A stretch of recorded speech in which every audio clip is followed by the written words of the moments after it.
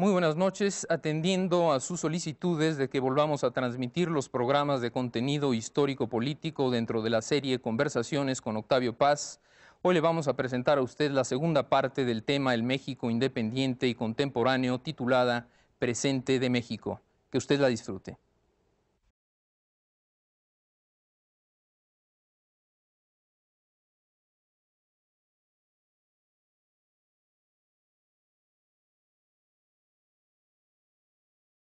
El poeta y ensayista mexicano Octavio Paz está comprometido ante todo con el lenguaje. Su obra, reunida en más de 25 volúmenes, abarca temas muy variados: la poesía, el arte, la historia, el pensamiento, de lugares muy alejados entre sí: México, India, Francia, China, Estados Unidos, España.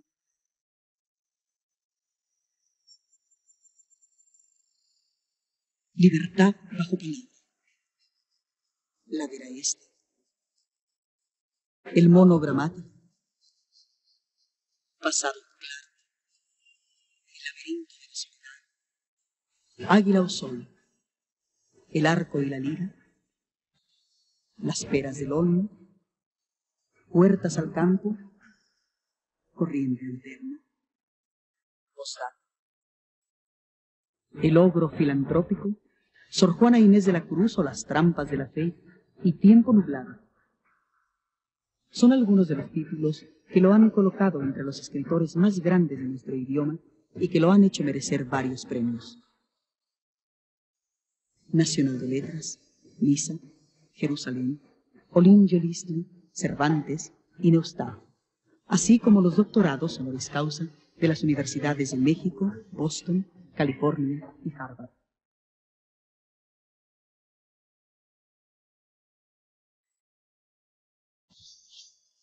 En el 70 aniversario del poeta, Televisa presenta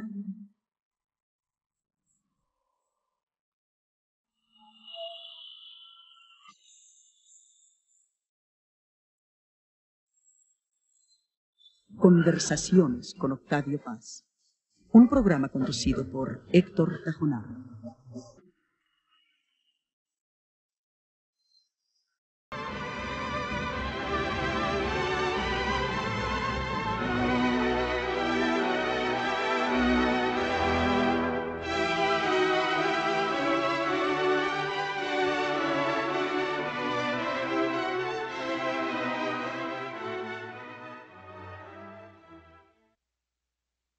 Maestro, la semana pasada hablábamos de varias revoluciones, pero a la revolución zapatista usted la llama revuelta. ¿Quiere usted explicarnos esta distinción entre revolución y revuelta? Mire usted, desde el principio, cuando me di cuenta que había varias revoluciones, me puse a pensar en este problema, que es un problema de terminología, pero también es un problema de substancia, como siempre. Y pensé esto, y después leí los diccionarios y me di cuenta que era más o menos cierto. La palabra antigua, genuina, es revuelta, que en realidad es vuelta al origen. Y al mismo tiempo significa el levantamiento espontáneo del pueblo contra una sociedad injusta. Y en general, en las revueltas populares hay una tendencia obscura, no siempre muy clara, a volver a una edad mítica, una edad original en donde existía la justicia que el orden despótico ha destruido. La palabra revolución fundamentalmente significa lo mismo que revuelta, porque al principio se usó para hablar de las revoluciones de los astros. Una palabra sobre todo que se usó en astronomía y también en la astrología. Ustedes recordarán que para la antigüedad la forma perfecta era la del círculo, volver al punto de partida, y la revolución, la revolución en este sentido, era la idea de la vuelta al origen y al mismo tiempo de la reanudación de la vida. Se vuelve al origen y se vuelve al comienzo. Pero el cristianismo rompió esta idea cíclica del tiempo. El judeocristianismo introdujo la idea de un tiempo horizontal con un principio y un fin. Y finalmente, en la modernidad, hizo del tiempo horizontal, el tiempo lineal, el arquetipo fundamental de la historia. Hay un pasado que en general ha sido bárbaro o malo, o bien al menos oscuro. Hay un presente incierto y hay un futuro radioso. Y la revolución, en el sentido moderno, ya no fue solamente la vuelta al pasado, el giro de los astros como imagen de la perfección cósmica, sino más bien la revolución fue la idea de la instauración de un orden nuevo, el comienzo de una nueva edad, un futuro. Y esta idea significó también una concepción geométrica, una geometría utópica de una sociedad perfecta. Entonces, el origen, diríamos, de la palabra revolución en el sentido moderno. Y claro, la forma más elocuente, diríamos, más perfecta de esta imagen de la revolución ha sido la Revolución Francesa, en donde el racionalismo, la precisión de la razón, alcanza su mayor rigor conceptual y político. Por eso la revolución también está unida al terror, diríamos. ¿Cómo hemos jugado? Perdóname, me acordé de una frase del poeta alemán Enrique Heine, que cuando habla de su país, de Alemania, y de la revolución intelectual de Kant, dice algo muy importante y que muestra un poco la relación entre el racionalismo y la revolución política. Dice que Kant le cortó las ideas, le cortó la cabeza a las ideas de la metafísica con la misma precisión que los revolucionarios franceses se lo habían guillotinado a los nobles. Habíamos dispuesto al principio una suerte de sistema o de juego. Sí. En paralelo de la historia de México y la historia personal de usted. Y en el programa anterior hay como una visión compleja y reconciliada, repito, con la idea de la revolución, que es, digamos, una de las palabras que ha sido el común en esta plática. Yo creo que la primera estación en donde usted cambia, una suerte de primera postdata, ocurre en 59, hacia fines de los 50. 10 años después de escribir El laberinto, ya no busca usted el conocimiento de nuestro ser o el sentido revelado de nuestra historia, sino una suerte de diagnóstico. Es un texto que por momentos parece como de textos de ciencia política, de economía. Dice usted la segunda edición del laberinto. Ciertamente, sí. Bueno, mire usted, eso obedece a mi vida personal también, evidentemente. Claro. Cuando yo escribo El laberinto de la soledad, lo escribo fuera de México, con todo el pasado inmediato, por ejemplo, del cardenismo, de la Revolución Mexicana, de la Guerra de España, etc. Y frente a la realidad de Occidente, frente a la realidad de los Estados Unidos. ¿Dónde lo escribe? Lo escribí en París, pero la primera idea vino en los Estados Unidos, evidentemente, al ver a los mexicanos en Los Ángeles, en California. Pachuco. Claro, me reconocí en ellos, dije, yo soy ellos, ¿y qué nos ha pasado? ¿Qué ha ocurrido con mi país y qué ha ocurrido con México en el mundo moderno? Porque lo que les pasa a ellos, nos pasa a todos. Así que fue un sentimiento de identificación profunda con ellos. Y en ese sentido, El laberinto es una obra, una confidencia, una confesión, una búsqueda de mí mismo también, digamos la verdad. Y años después, trabajé años en relaciones, y trabajé en uno de los sitios sensibles, diríamos, de la vida mexicana, en la política exterior de México. Aunque hubiera yo sido un modesto, muy modesto, porque en relaciones siempre fui una persona muy modesta, pero muy modesto y de todos modos tenía conciencia de lo que estaba haciendo. Y claro, entonces me preocupó el futuro de México, el porvenir inmediato de México. Ahí está, es decir, sí. Cuando escribe El laberinto hay esta visión completa y digamos sí. Del Después, pasado. Y de pronto hay una suerte como de pasmo. Usted, ya en la primera edición del laberinto hay la salida hacia el mundo. Ha habido la gran aventura, la inmersión de México en su propio pasado, en su propia realidad, que fue la Revolución Mexicana. Y después de eso, México sale y se enfrenta al mundo. Y cuando se enfrenta al mundo, se enfrenta también a la Segunda Guerra Mundial y al desenlace de la Segunda Guerra Mundial. Pero en los 50 usted advierte, usted empieza a preocuparse por la brecha del desarrollo. ¿Cómo acortar esa brecha entre los países modernos y no modernos? Sí. Y entonces yo advierto una suerte de pasmo en usted a fines de los 50. Por una parte, no hay ni habrá revoluciones en los países desarrollados. Revoluciones que habrían favorecido teóricamente a los países pobres. Sí. Por otro lado, no puede, ya admite usted en 59, no se puede optar por el modelo soviético porque la acumulación material se hace a costa de una cuota enorme de dolor y servidumbre humana. Exactamente. Entonces, todo parece, dice usted entonces, una enorme equivocación. Hemos perdido la fe en la razón y en las utopías.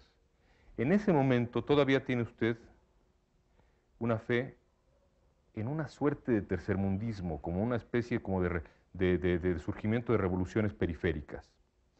Y luego, ya con esto concluyo, 5 años más tarde, unos años más tarde, entronca con lo que Héctor le preguntaba, claro, que es una especie, de nuevo, es por eso digo la palabra pasmo, ¿no? Sí. Como si a mediados de los 60 toda esta complicada historia personal y visión histórica le hubiese llevado a una gran interrogación, al origen de nuevo de usted mismo y preguntarse, bueno, ¿qué es la revolución? Y vamos al origen de la palabra, ¿no? Bueno, vamos a tomar todo esto, es muy interesante lo que usted me ha dicho, y otra vez me ha hecho reflexionar, y claro, debo contestar de un modo histórico, de un modo biográfico. Cuando escribo El laberinto de la soledad, es después de la Segunda Guerra Mundial. Como tanta gente de mi generación, yo fui marxista y pensé, o estuve cerca del marxismo, aunque siempre tuve dudas sobre ciertos puntos. Por ejemplo, nunca pensé que el arte fuese una superestructura. Pensé que había realidades que el marxismo no tocaba, por ejemplo, la muerte, por ejemplo, el más allá. En fin, hay una serie de problemas que no puede tocar, que no toca, evidentemente. Los más importantes quizá para la persona íntima. Pero de todos modos, yo pensé, como tantos, que habría probablemente una revolución, como Marx lo había dicho, en los países desarrollados. Eso es lo que pensaba. Hasta el momento de escribirlo.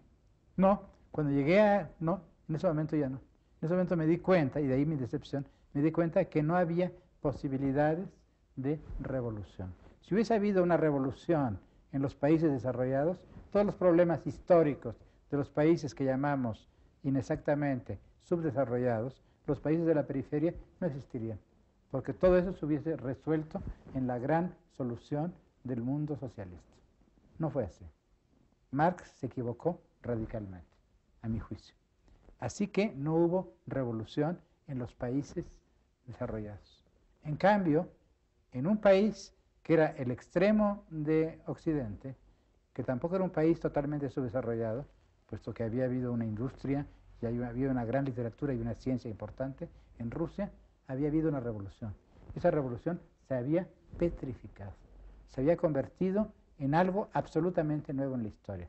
De modo que desde esos años me empezó a preocupar, aunque apenas toco el tema de paso en la segunda edición del Laberinto, la naturaleza histórica de la Unión Soviética. Es un nuevo animal, es un estado nuevo. No se parece a los estados de la antigüedad, no se parece tampoco al estado socialista que había pensado Marx. Es un fenómeno nuevo en la historia. Y entonces este es el gran problema al que me quise enfrentar y con el que he dialogado toda mi vida. ¿Trotsky tiene algo que ver con esto? Claro, hubo un momento en que me pareció que la crítica que Trotsky había hecho al estalinismo era justa.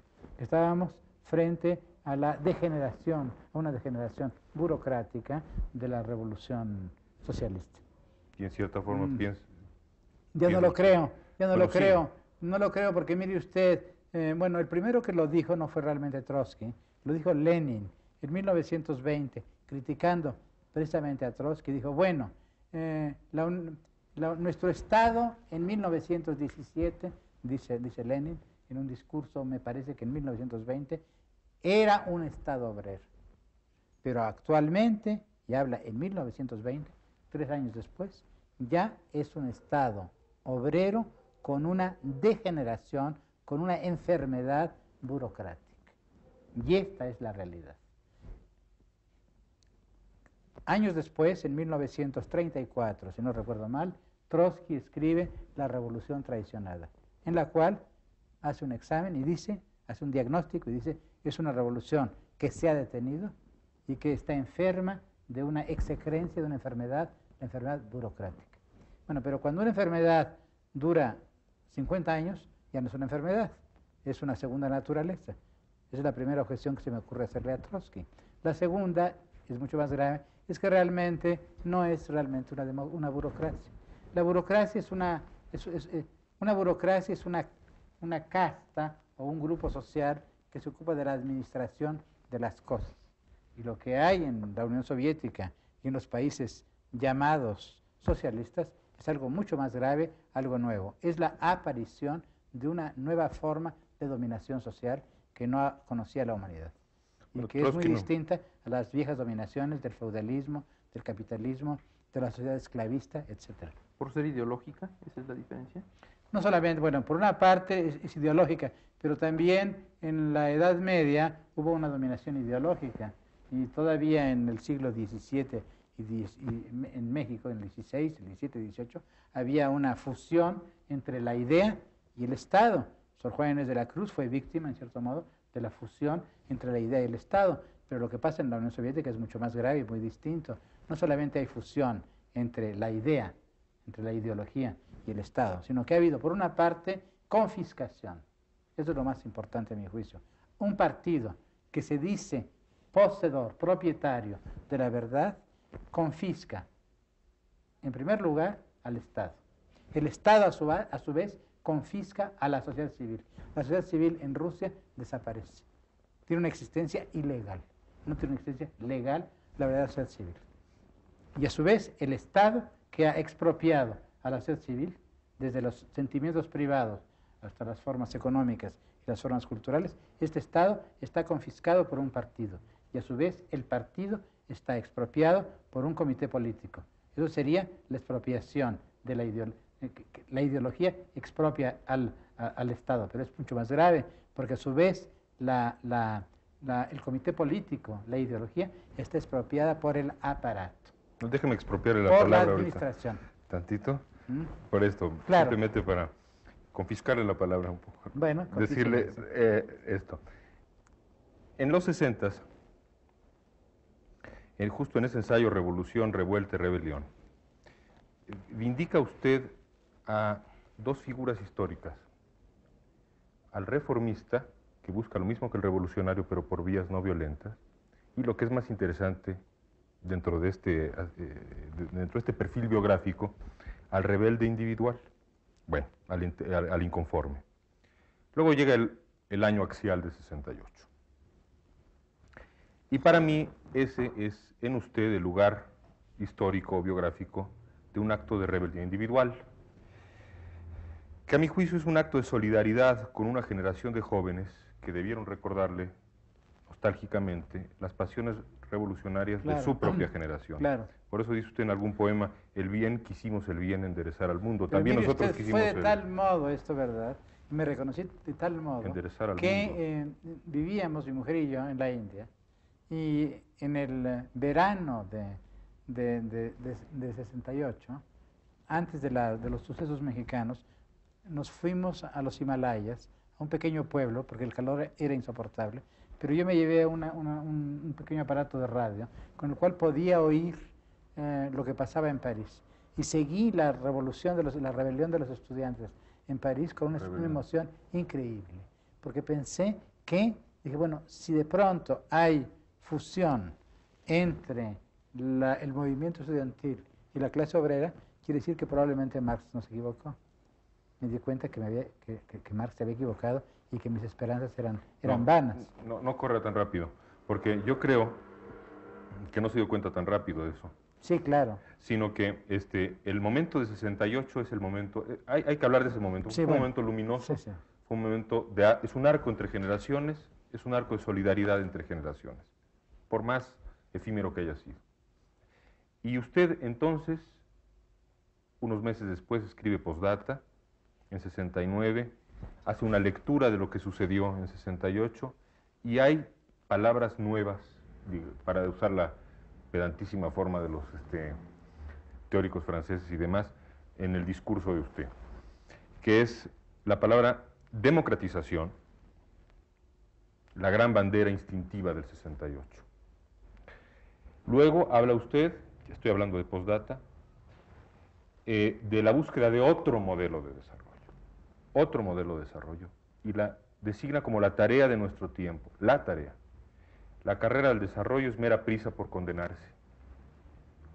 Y, digamos, la gran novedad, la palabra crítica, que yo no encuentro demasiado, digamos, en los No, evidentemente. Y entonces la primera crítica es un mensaje a los estudiantes con tentaciones autoritarias. Hay esa doble cara, ¿verdad? Sí. Ya la sabiduría de conocer que este impulso antiautoritario podía convertirse fácilmente en la tentación contraria, ¿no? Entonces, toda revolución sin pensamiento crítico, sin libertad para contradecir al poderoso, de sustituir pacíficamente a un gobernante por otro, es una revolución que se derrota a sí misma. Bueno, estaba hablando de la experiencia de las revoluciones del siglo XX, la revolución rusa, pero luego las otras hasta la revolución de Cuba. Diría, digamos, para concretar esto en una pregunta, que yo veo ahí un tránsito que desemboca en un descubrimiento, el descubrimiento de la crítica. El primer objeto de su crítica es México, y a México vuelve usted a verlo y lo ve en la forma de una pirámide, la crítica de la pirámide. Es conocido, ¿verdad?, la utilización, me parece que es usted el primero que lo hace, del arquetipo junguiano de la vida mexicana, en todos sus órdenes, como una pirámide. Los aztecas entre nosotros, o más bien nosotros como los verdaderos herederos de los asesinos del mundo prehispánico. Bueno, la crítica, concluye usted por decir, es el aprendizaje de la imaginación curada de fantasía y decidida a afrontar la realidad del mundo. Entonces, en conclusión, advierte usted ese tránsito del que me estoy refiriendo. Sí. ¿Por qué nació la fe en la crítica? ¿Es un reducto o es una fe? ¿Es una apertura o es una última trinchera? Y finalmente, ¿estaba o no usted curado de fantasía? Bueno, yo no sé si estaba curado de fantasía. Posiblemente nunca. Nadie puede estar curado de fantasía. Qué bueno. Hay de nosotros si estuviésemos curados totalmente de fantasía. Ahora, lo de la crítica, si es un último reducto, yo diría que más bien fue la evolución natural. Eso es. En primer lugar, hay la nueva concepción de las revoluciones y de la dualidad de la revolución y entre revuelta, que me parece lo legítimo, lo sano, los zapatistas, y la otra, la revolución, que termina siempre en la guillotina, en el terror y en la GPU, en el gulag. Después de eso, la exaltación de la rebeldía. ¿Por qué? Finalmente, pues porque soy un artista, o quise ser un artista, o soy un poeta, o quiero ser un poeta, no sé, y pertenezco a una tradición, a la tradición de la poesía moderna, que ha sido una tradición de crítica y de rebeldía frente a la sociedad contemporánea y frente a los dos espejismos de la sociedad contemporánea, el conformismo religioso y el conformismo revolucionario. Así que de ahí mi exaltación de la rebeldía. Pero la rebeldía que me iba a hacer simpatizar con los estudiantes, por una parte, con los jóvenes, con el movimiento juvenil. Al mismo tiempo me iba a llevar a la crítica y me iba a hacer redescubrir a los liberales que 10 años o 15 años antes había criticado, no sin justicia, pero quizá de un modo unilateral. En eso estoy de acuerdo. Así es que sí es importante esta recuperación del liberalismo. Al mismo tiempo, por lo que toca a la otra palabra, la palabra clave, democratización. Bueno, quise aplicar a los sucesos de México en el año 68, pues lo que yo había pensado siempre, que en un fenómeno histórico hay aquello que vemos, lo más superficial, y luego las fuerzas oscuras que se mueven.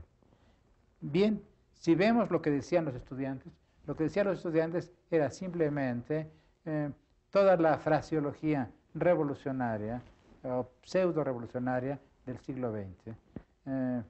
Esto no era lo esencial. Lo esencial, y por eso el pueblo mexicano los escuchó, era que hablaban de democracia. Y así, sin darse cuenta, o dándose cuenta, no lo sé, no me importa, retomaban la vieja bandera de Madero. Claro, esto es fundamental. ¿Por qué? porque es una revolución que en México no se ha hecho. Entre todas las revoluciones mexicanas ha habido la revolución de la modernización, la revolución zapatista, muchas revoluciones. Pero hay una que usted tenemos se que está quedando hacer. ahora con la maderista. Pero claro, por una razón, porque mire usted, el proyecto de modernización es imposible sin la democracia, sin crítica. Si no podemos criticar al gobierno, si no podemos decirle al gobierno, haces bien o haces mal, estas medidas tuyas son buenas y estas son malas. Si no tenemos esa posibilidad de crítica, y sobre todo si el gobierno no nos oye, si el Estado no oye al pueblo, la modernización es una farsa, es una mentira.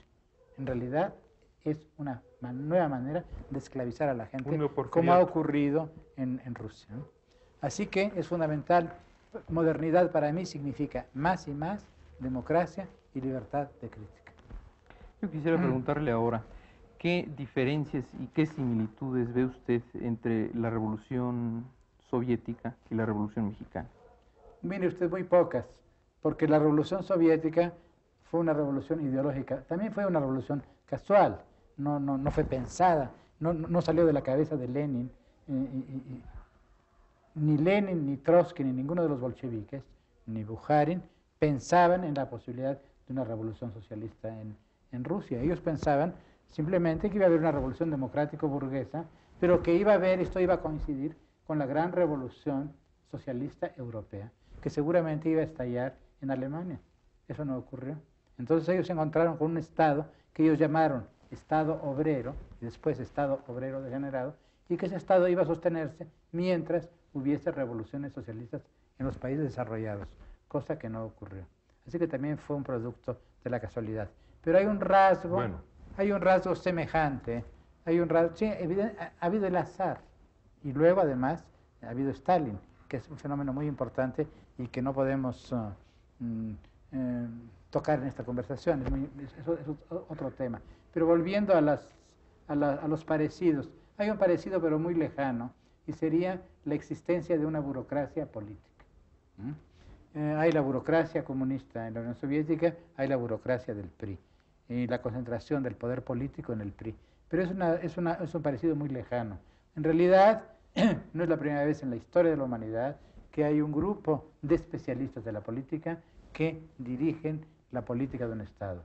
Pasó en China, pasa en México, pasa en muchos lados. Pero hay una diferencia fundamental. El PRI no es un partido ideológico, no es la encarnación de la historia, no se cree poseedor de la verdad y tampoco ha implantado el terror en México. No es el dueño de la ciencia tampoco, ni del arte, ni de la justicia, ni de la bondad. Es decir, el PRI no ha expropiado a la sociedad civil. Hay parecidos, pero el PRI probablemente es el dilema del cual hablábamos en la conversación pasada. El PRI tendrá que democratizarse o petrificarse. En 1969 la última parte del ensayo de postdata es la crítica de la pirámide. Para mí la estación siguiente en esta visión histórico-biográfica es el dominio de la crítica y una paulatina aceptación de valores liberales que, como usted ha admitido ahora, quizá no veía muy claros o no apreciaba suficientemente a mediados de los 50 por razones también naturales y comprensibles y biográficas. Entonces hay una auténtica floración crítica, podría llamarse así. En primer lugar, y creo que son tres los objetivos a los que usted dirige esa crítica, y me parece que sobre esos tres puntos podría usted también bordar. La primera, esto no es necesariamente cronológico. La primera es una crítica del Estado mexicano. La segunda es una crítica, a mí me importa mucho que usted hable de eso, de cuáles son los resortes ideológicos y morales de esa crítica, con respecto a las ideologías y ese desencuentro, vamos a llamarlo así, con la izquierda mexicana. Y en tercer lugar, su crítica a la relación con Estados Unidos. Para ir por partes. En cuanto a la crítica del Estado mexicano, creo que digamos, toda su paradoja está en el título de logro filantrópico. El liberal en Octavio Paz le llama al Estado ogro. Y la raíz española en Octavio Paz señala al filántropo en el Estado, ¿no? Bueno, es verdad. Entonces, Está bien. ¿cuál es finalmente su visión del Estado mexicano? ¿Y cuál es la crítica que ahora...? Mire usted, es una visión ambigua, pero bueno, en primer lugar diríamos que el Estado mexicano es una imagen del Estado moderno. El Estado moderno, por una parte, es el gran benefactor, o quiere ser el gran benefactor, y también se ha convertido en el gran opresor. En ese sentido, el Estado mexicano no es distinto de los otros estados. Al mismo tiempo, el Estado mexicano, en efecto, ha sido el agente de la modernización, ha hecho una serie de tareas, de cosas positivas, y al mismo tiempo ha cometido una cantidad de abusos muy grandes. Y en consecuencia, evidentemente, lo que podemos hacer es no acabar con el Estado, pero sí limitar el poder del Estado. Sí, creo que en México es fundamental, desde hace mucho hemos hablado de pluralismo en México. Yo fui uno de los que introduje esa palabra. En México incluso hicimos una revista que se llamaba Plural. Ahora todo el mundo habla de pluralismo y me gusta. Está bien que hablen de pluralismo, pero hay que realizarlo realmente, ¿no? Es fundamental el pluralismo porque si no hay pluralismo, no hay modernidad. Si el Estado y los mexicanos se empeñan realmente en esa tarea de modernizar el país, tendremos que ser críticos y tendremos que ser plurales. Esto es fundamental. ¿No es casual entonces que usted escriba en 76, cuando muere Cosío Villegas? Vamos a hacer una pequeña fantasía. Supongamos que Cosío Villegas, qué bueno que no sucedió así, hubiese muerto en 1960. ¿Usted no hubiese escrito lo que escribió sobre él? Posiblemente sí, no sé. Pero claro, a mí me emocionó el último Cosío Villegas. ¿A qué idea te refieres, Enrique? Bueno, a recoger al hombre que cree Claro. en la tradición de la Reforma, en la necesidad de una prensa libre, de un Congreso, de un Poder Judicial. Es decir, es fundamental que los viejos valores, ¿no? los viejos valores que son la división de poderes, Esto la es. existencia de un poder judicial. Por ejemplo, en el régimen pasado, cuando el presidente López Portillo hizo la expropiación de la banca privada, me sorprendió porque lo fueron a felicitar, entre otros, los miembros del Poder Judicial. Bueno, esto me pareció escandaloso. Me pareció un acto antidemocrático por naturaleza. Y esto me dio la imagen de lo que es México y del poder excesivo del Ejecutivo en México. ¿Usted entonces piensa que hay en esa franja, en esa tradición liberal, hay una verdad que debemos rescatar? No solamente ¿Y qué? la salvación de México está en la posibilidad de realizar la revolución de Madero y de Juárez. Volver a este liberalismo es fundamental. ¿Usted cree que Vasconcelos tenía esa idea en 29? La tenía, pero probablemente la tenía. Lo que pasa es que Vasconcelos es un personaje tan poderoso por una parte, tan ambiguo por la otra, tan confuso en cierto modo, ¿no? Claro que tenía esto, pero al mismo tiempo había una idea en él mesiánica, ¿no? Su personalidad a veces disputaba con sus ideas. Era un demócrata intelectual, pero él no era demócrata. ¿No le parece? Finalmente la biografía de él confirma lo que usted está diciendo, ¿no? La última. Quizá, digamos, la pregunta más candente, no fue moderno, la pregunta más candente, la que importa más públicamente, de hacerle a usted, me parece, a ver, no sé si se puede formular de modo claro. Nadie critica con pasión algo que le es ajeno, ¿verdad? Y usted critica de modo apasionado ciertas ideas y ciertas actitudes, digamos, de ciertos sectores de la izquierda mexicana y mundial. Hay ahí una querella de ellos con usted y de usted con ellos. Claro. Una irritación casi, por momentos. En mi caso menos, ¿eh? En mi caso hay más bien indignación. Bueno, una indignación e irritación. Hay ahí un resorte, repito, autobiográfico, porque nadie puede, por lo mismo, porque nadie critica sino lo propio, ¿no? Como si usted viese a estas personas transitar por caminos que usted ya transitó, y que ahora considera erróneos. En algún poema habla usted de la soberbia de los teólogos, como si usted advirtiera esa soberbia de teólogos cuando usted fue joven y le señalara eso mismo ahora.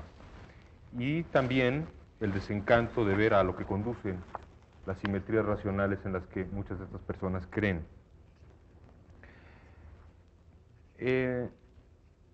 Esta es una conjetura, ¿verdad? La que estoy haciendo. Realmente yo lo que quisiera es escucharlo sobre esta querella, porque es una querella, en cierta forma, es una querella importante y también es una querella dolorosa, ¿no?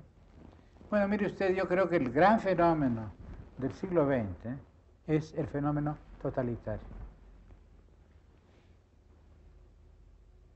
A principios de siglo hay en Europa un partidos socialistas, hay la socialdemocracia, que piensa que lentamente nos acercamos a las profecías de Marx.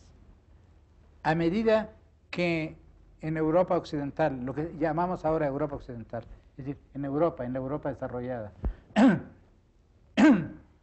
crece la democracia y crece el poder de la clase obrera, el aspecto religioso del marxismo decrece, palidece, pero al mismo tiempo la clase obrera conquista más y más posiciones.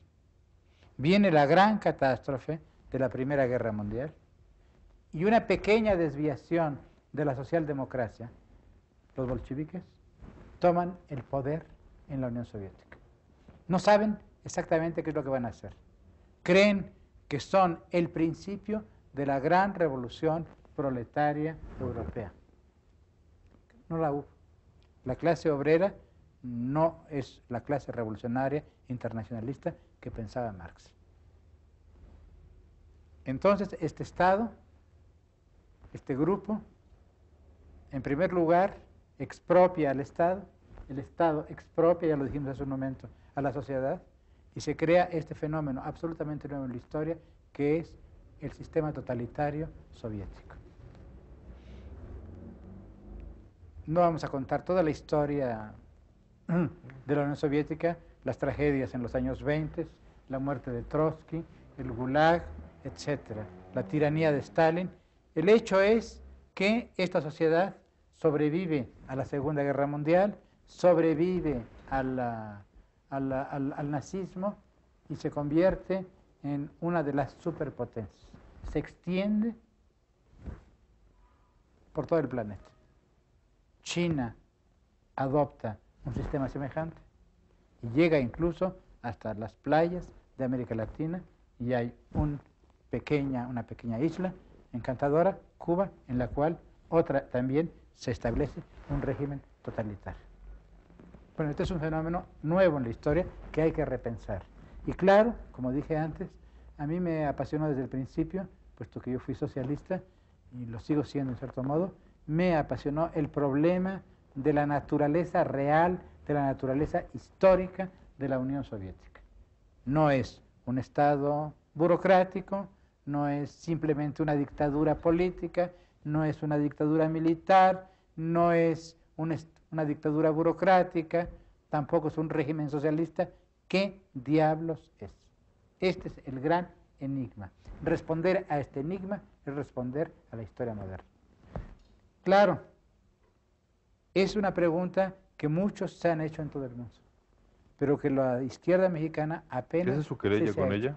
En parte, que no han sido capaces de hacerse esta pregunta. Y que cuando se la han hecho, no han respondido. No han respondido como me parece que había que responder. ¿En qué modo sigue usted siendo socialista? Bueno, yo sigo pensando en que no es posible encontrar, es decir, que el capitalismo clásico no es la solución de los problemas sociales. Para mí lo fundamental no es el progreso económico, sino la dignidad de los hombres. Y esto en el capitalismo no lo encuentro. Entonces, ¿no estaría usted de acuerdo con la crítica que le hacen la izquierda o algunos sectores o algunos representantes de la izquierda mexicana que Octavio Paz está hoy a la derecha de Octavio Paz? Bueno, mire usted, ellos están a la derecha de la derecha. En primer lugar, los términos izquierda y derecha son términos que han perdido absolutamente todo sentido, toda validez histórica al final del siglo XX. ¿Qué quiere decir derecha? ¿Qué quiere decir izquierda? ¿Brezhnev es de derecha o es de izquierda? No sabemos, ¿no?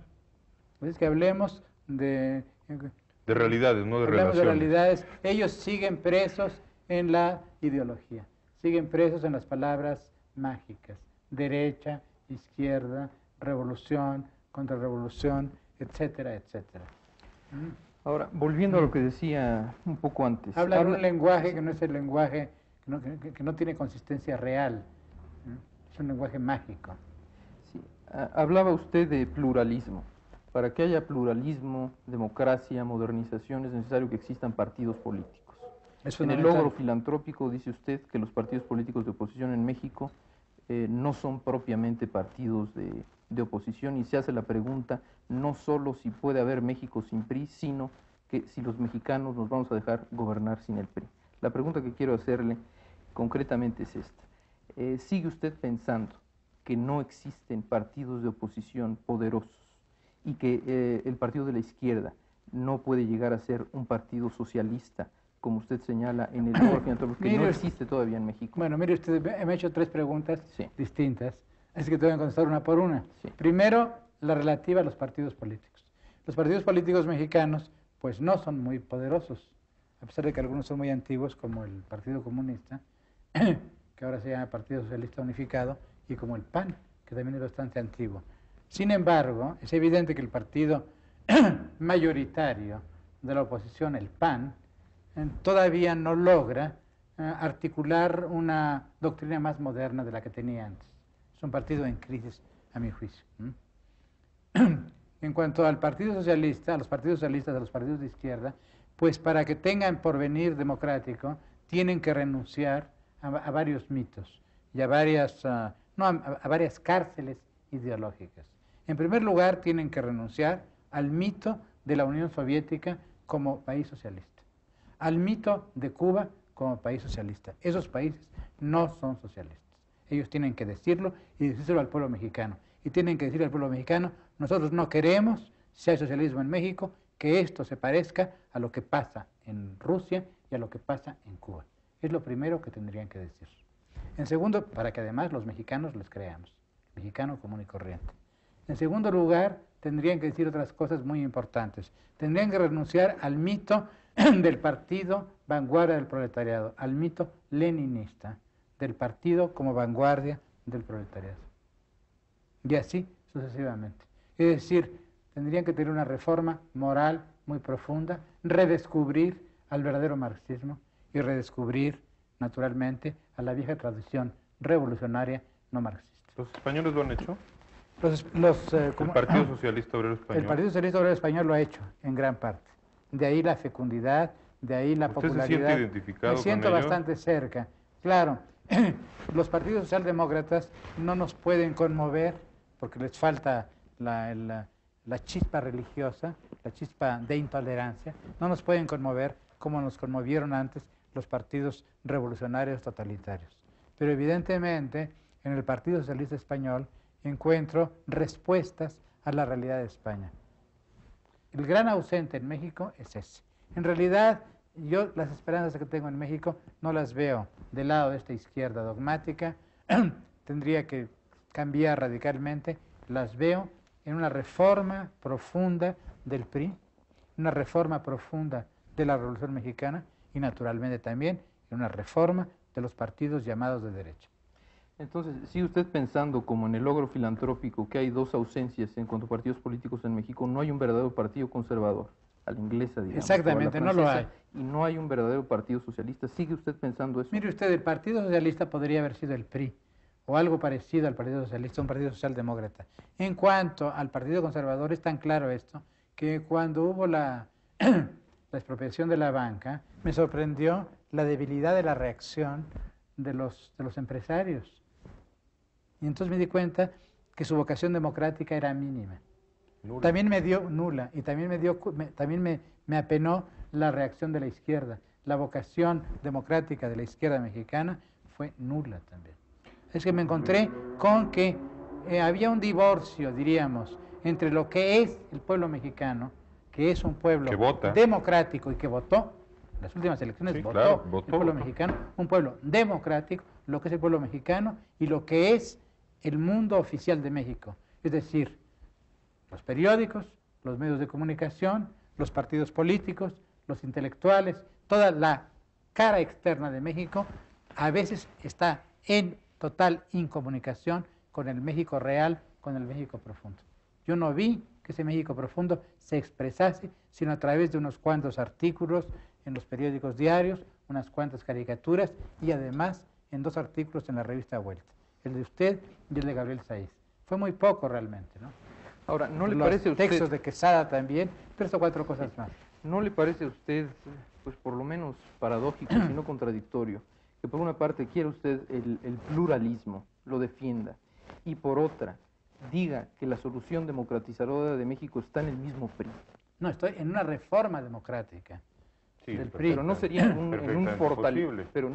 fortalecimiento de los partidos de oposición, porque en el logro filantrópico dice que la solución sería que del PRI se desprendiera el ala izquierda y que de ahí saldría el Bueno, partido. hay varias. Imaginación política, Esto es otra posibilidad. Hay una posibilidad de que el PRI se dividiese en 2. Pues sí. Es una posibilidad. O bien, es lo que estoy pensando. Naturalmente, podría haber un milagro y de pronto los partidos de izquierda podrían descubrir no la democracia verbal, sino la democracia auténtica. Y también los partidos que llamamos de derecha, es decir, el PAN y los demás, podrían redescubrir o descubrir un programa más real para México. Todo eso es posible. ¿Qué esperanzas le ve entonces a la reforma política? Bueno, yo creo que la reforma política ha hecho cosas buenas, va a seguir, va a continuar, debemos defenderla, hay que defenderla, pero la reforma política sin una reforma que se extienda, no a los partidos políticos. Después de todo, los partidos políticos son muy importantes, pero los partidos políticos son la expresión de un país.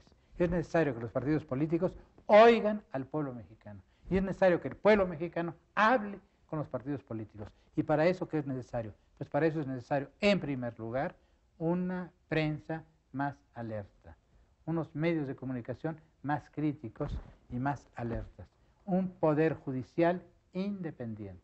Esto es fundamental. Viejos valores liberales. Es decir, realmente hacer de la democracia mexicana una realidad mayor. Yo creo que vamos por buen camino. Las elecciones últimas demostraron que el pueblo mexicano sí quiere votar, sabe votar.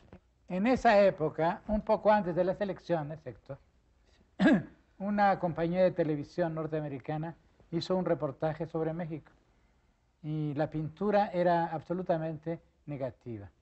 Era un país sin esperanzas y como no había posibilidades de expresarse políticamente, lo que quedaba era la violencia. Es muy curioso porque los que hablaban ahí eran, en ese reportaje que hicieron los Yankees sobre México, los voceros eran en general intelectuales de izquierda, pero también había otros que eran de la llamada derecha. Izquierda y derecha son palabras que yo uso ahora entre comillas porque me parece que tienen poca significación real, ¿no? Pero en fin, la verdad fue la contraria. 4 días después, el pueblo se expresó políticamente. ¿Cómo? Votando. El pueblo mexicano votó. Bueno, pero esto lleva más de 50 años. No es nuevo que el pueblo mexicano vote, tampoco es nuevo que ganen los candidatos del PRI, ¿verdad? Así no ha votado. No es, en primer lugar, el pueblo mexicano no ha votado siempre. Hubo una época, y usted compare las estadísticas, en general había habido un descenso de la votación. Además, en la historia de México, en la historia reciente, hubo elecciones que no ganó el gobierno. Por ejemplo, en la época de Almazán, es evidente que no ganó el candidato oficial. O en Vasconcelos hubo fraude electoral. Así es que hubo fraude. En este caso no hubo fraude electoral. Es evidente que el presidente actual, el señor Lamadrid, ganó. Octavio, en varios sitios ha apuntado usted que nuestra frontera con Estados Unidos, más que política o económica, es cultural. Irnos sin hablar críticamente de Estados Unidos es casi no tocar la mitad del problema de México. Exactamente. Por eso quise así irrumpir un poco.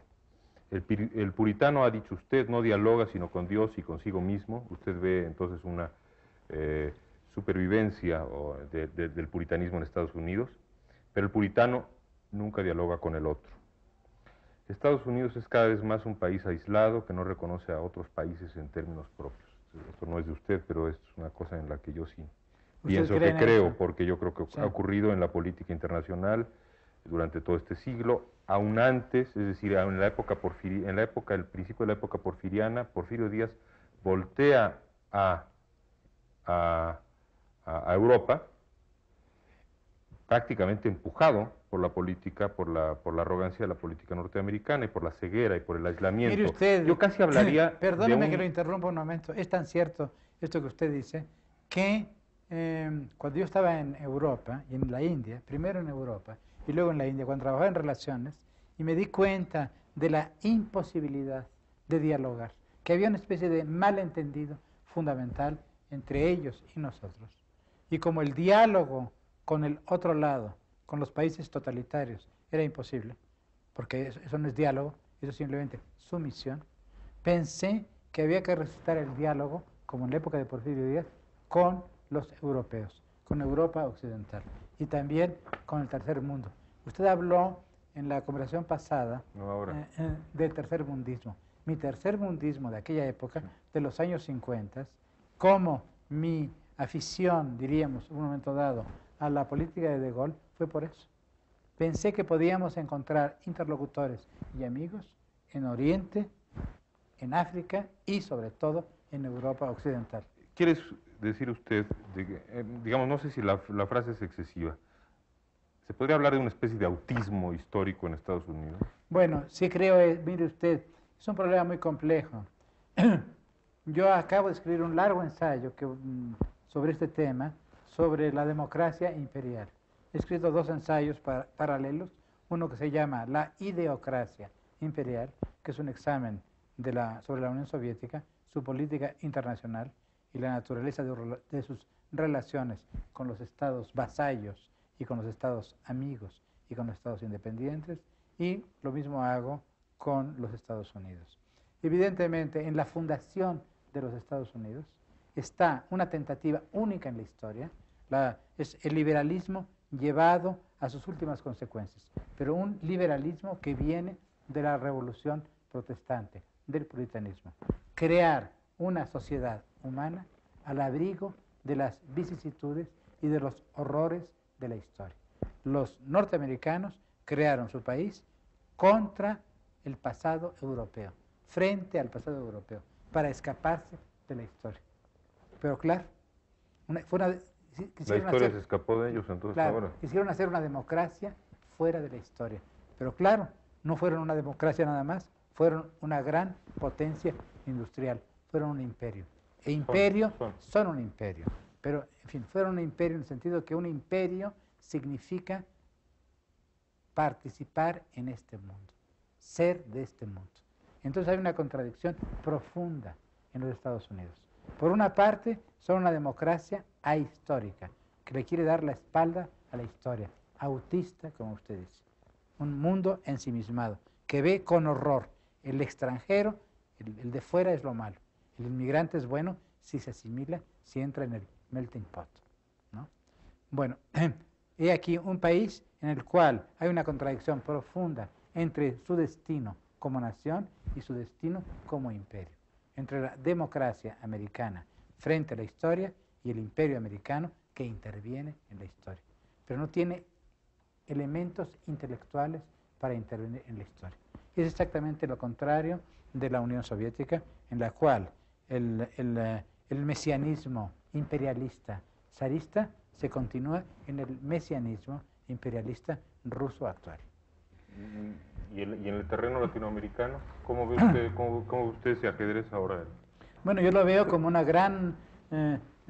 evidentemente los norteamericanos no han sabido oírnos, no es fácil dialogar con ellos, y esto ha sido una tragedia, porque es claro que necesitamos entendernos con ellos de alguna manera, porque hay cosas que defender, cosas comunes que defender. la oposición entre México y los Estados Unidos es muy profunda. Por una parte, hay una oposición de civilización. Somos dos versiones distintas de la civilización de Occidente. Somos dos vocaciones distintas. Nosotros, en primer lugar, tenemos un pasado indígena muy rico que ellos no tienen, ellos acabar. En segundo lugar, nacimos con la contrarreforma y tenemos una serie de valores que ellos no conocen, que ellos ignoran. A su vez, ellos tienen una serie de valores que nosotros no conocemos. Ellos nacieron con la reforma y con la modernidad y con el capitalismo. Así es que hay esta oposición de civilizaciones entre ellos y nosotros. Pero estamos condenados a dialogar porque tenemos una frontera común de varios miles de kilómetros. Si mañana, por un accidente extraordinario, los americanos cambiasen de régimen político y nosotros también, de todos modos, las realidades fundamentales, que son las realidades del estilo de vida, de civilización y de cultura, serían siendo las mismas. La misma división entre polacos y rusos, entre alemanes y polacos, cualquiera que sea el régimen social, existiría entre nosotros y ellos. Pero aparte de esta división de civilizaciones, hay ciertos valores comunes que defender. La gran realidad del siglo XX, a mi juicio, es el totalitarismo. Esto habría que encontrar una manera de dialogar con los norteamericanos. Es muy difícil porque ellos no tienen ni siquiera conciencia clara de lo que están haciendo. Pero para México, ¿cree usted que el peligro totalitario es mayor al del imperialismo norteamericano? Mire usted, esto de mayor o menor, uno de los sofismas de la llamada izquierda es decir que son iguales el imperialismo yanqui, y yo no voy a defender ahora el imperialismo yanqui. El imperialismo yanqui es atroz, ha hecho cosas muy malas y sigue haciendo cosas muy malas. Es que, pero decir que el imperialismo yanqui y el imperialismo norteamericano y el imperialismo ruso son lo mismo, pues es cerrar los ojos ante la realidad. Habría que preguntarles a los polacos o a los afganos qué es lo que piensan de eso. O habría que preguntarle al pueblo de Cuba qué es lo que piensa de eso. ¿Y en América Latina? Muy distinta. Es atroz lo que pasa en la América Latina. Yo no voy a defender ni a las oligarquías latinoamericanas, ni a los militares norteamericanos, ni a las dictaduras latinoamericanas, y mucho menos a los Estados Unidos, cuando han apoyado y siguen apoyando a veces a esos regímenes reaccionarios. No se trata de eso, evidentemente. Se trata de algo muy distinto. Se trata de que en los Estados Unidos es posible manifestar contra la guerra de Vietnam. Se trata de que en los Estados Unidos hoy se puede hablar y decir que la política norteamericana en El Salvador está equivocada. Yo no sé si está equivocada o no, pero se puede decir. En la Unión Soviética no se puede decir. Sí. Yo puedo decir, ¿cómo? Eso es evidente, es una diferencia fundamental. Yo puedo decir hoy en México que estoy o no de acuerdo con una serie de medidas del gobierno. Yo no puedo decir eso en Cuba. Bueno, esto es lo que hay que defender. Esto es el límite entre lo defendible y lo no defendible. Ahí donde hay posibilidad de criticar al Estado, de criticar a los poderosos, hay la posibilidad de cambiar a la sociedad. Si no, estamos perdidos. De modo que la democracia sí tiene que ver con las reformas sociales. La democracia tiene que ver con la clase obrera. Ahí donde la clase obrera no tiene derecho de huelga, no tiene derecho de asociación, no se puede hablar ni de revolución ni de socialismo. No me hagan reír. Esto es lo fundamental. ¿Y en México la clase obrera? En México la clase obrera está organizada. Usted puede hablar mal de los líderes de la clase obrera. Vaya usted a los sindicatos y ataque a los líderes de la clase obrera. Diga usted que el señor Fidel Velázquez no tiene razón, que es un líder charro, como dijeron durante años y años. ¿Y se dice cada vez menos? Y se dice cada vez menos. Eso no tiene nada que ver. En razón. México, la democracia mexicana no es perfecta. La democracia mexicana no es democracia, es muy imperfecta. La hemos criticado, la seguimos criticando. Hemos dicho que hay que acabar con el PRI o hay que modificar al PRI, pero que la esperanza de México tampoco está en los partidos de oposición. Eso lo hemos dicho. ¿Ve usted? Pero en México hay unas semillas de libertad. Hay que defender esas semillas de libertad. Y en esto sí creo que tendríamos que estar todos unidos. ¿A usted le gustaría ver en América Central y en América Latina en general, en estos países, el territorio histórico, el lugar histórico, como hemos dicho, de un compromiso inteligente, imaginativo, entre reforma social y libertad. Exactamente. Mire usted, después de todo, lo que hizo la Revolución Mexicana fue bueno. No hay que avergonzarlo. Es al contrario. El modelo no es Cuba, el modelo tiene que ser la Revolución Mexicana. Con todos los errores que hemos cometido, con todos los abusos, con todas las inmoralidades, con todas las corrupciones, con la inmensa corrupción. Esto hay que acabar con eso, evidentemente. Pero hay semillas en esto. Justamente por eso, porque no hubo una dictadura ideológica.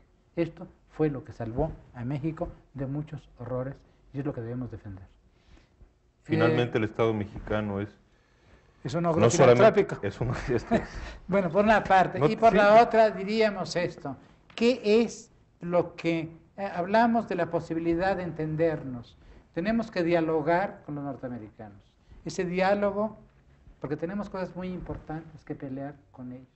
No solamente diferencia de civilizaciones. Tenemos a los trabajadores mexicanos que están ahí y que sufren y a los que tenemos que defender.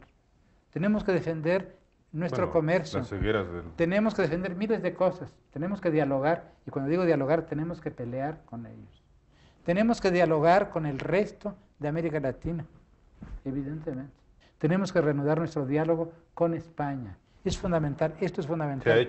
Se ha hecho Y se sigue haciendo. Yo estoy muy contento de nuestras buenas relaciones con Finalmente, España. la palabra diálogo, sobre la que usted reincide, Sí. es la propuesta del Estado mexicano. Bueno, mire ahora, usted, ¿no? es muy curioso, porque nosotros Diálogo. inventamos la palabra diálogo en un momento dado, un manifiesto que hicimos hace muchos años, inventamos la palabra pluralismo, no las inventamos, pero las reintroducimos en la circulación de la vida política mexicana y se han hecho populares Diálogo, sí. en diálogo, pluralismo, etcétera.